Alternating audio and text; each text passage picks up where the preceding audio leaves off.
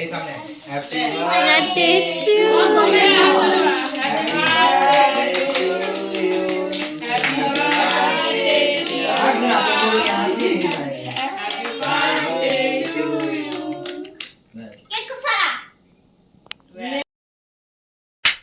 Hello everyone, তোমরা সবাই কেমন আছো? আশা করি ভালো আছো। আমিও খুব ভালো আছি। বড়দের প্রণাম জানিয়ে ছোটদের ভালোবাসা জানিয়ে আজকের ব্লগটা স্টার্ট করছি।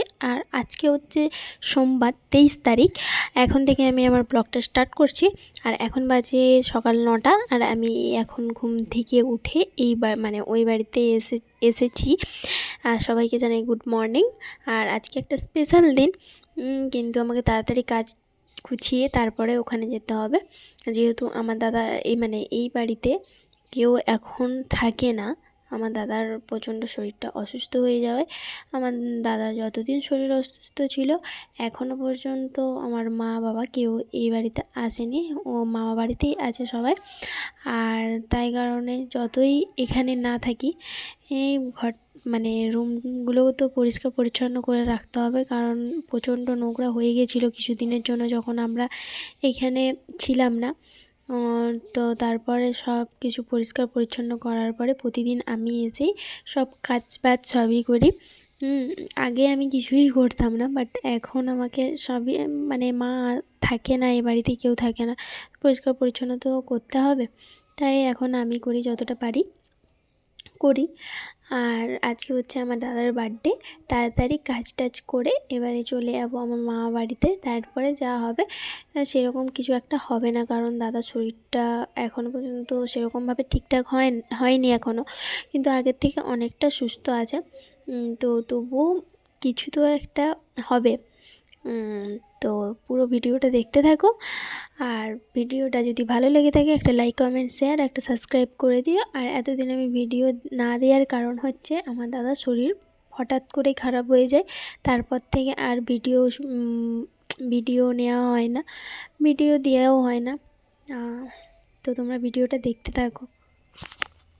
আর এখন আমি ঘরটার মুছে এখন আমি খেতে বসে পড়েছি মুড়ি আর ঘুগনি। আর ঘুগনিটা হচ্ছে আমার মামা বাড়িতেই করা হয়েছিল, আমি ওখান থেকে নিয়ে এসে এখানে যেহেতু কিছু করা হয় না, এখানে থাকা হয় না, তো এখানে রান্নাবান্না কিছুই করা হয় না, ওখান থেকে ঘুগনি নিয়ে এসেছিলাম। তো কিছু এখানে খেতে তো হবে, তাই মুড়ি খেয়ে নিলাম। আর এখন আমি খেতে বসেছি, খাওয়ার পরে স্নান করব, স্নান করার পরে পুজো টুজো করে তারপরে মামা বাড়ি যাব। আর তোমরা ভিডিওটা দেখতে থাকো। টাটা। তারপরে এই যে আমি স্নান করে নিয়েছি, স্নান টান করে এখন আমি সব কিছু মোছামুছি করে নেব। আর সব কিছু ধোয়াধুয়ি করে নেব, ঠাকুরের ওখানটা মুছবো, তারপরে পুজো করব। তোমরা দেখতে থাকো ভিডিওটা। এখন ঠাকুরের ফটোগুলো মুছে দিয়েছি, এবার হচ্ছে এই যেখানটায় ঠাকুরের ফটোগুলো রাখবো সেখানটা মুছে নিচ্ছি। আর এটা প্রতিদিন ঘরে বাড়িতে না থাকলেও ঘরটার মুছে দিতে হয়, কারণ হচ্ছে প্রচণ্ড ধুলো জমে যায়, কেন জানি না প্রচণ্ড ধুলো হয়। প্রতিদিনই রুমগুলো মুছতে হয়, সব কিছুই মুছামুছি করতে হয়। আর এখন হচ্ছে এটা হচ্ছে আমার দাদু। তো দাদুর ফটোটা মুছে নিলাম। আর এখানে হচ্ছে সব কিছু কমপ্লিট হয়ে গেছে, এখন আমি পুজো করছি। আর পুজো তোমরা দেখতে থাকো পুরো ভিডিওটা।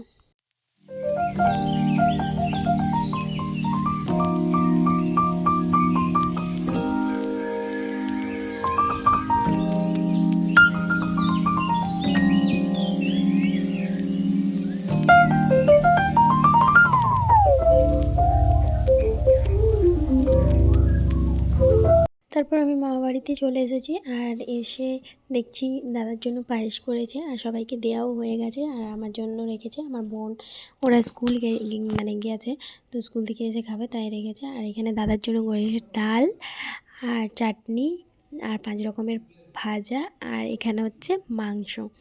দুপুরের মেনু এটাই, আর মিষ্টি দই এগুলো।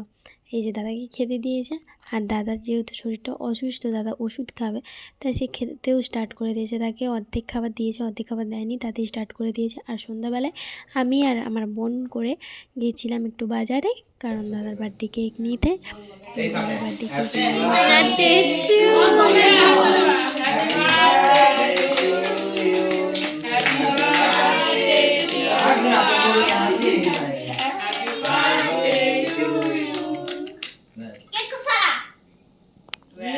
খাবি দিলে কারণ এটা বেশি উঠছে না। এছাড়া আর কি বলে টুলটা একটা এই যে মাথা নিতে হবে। না এটাই হয়ে যাবে। তারা হাস এইদিকে ভালো করে। ছবি তুলবি আর দাঁত বের করে এদিকে তাকিয়ে আসো। দাঁত বের করে বলছি উপরে মার উপরে মার ফাটা ফাটা ফাটা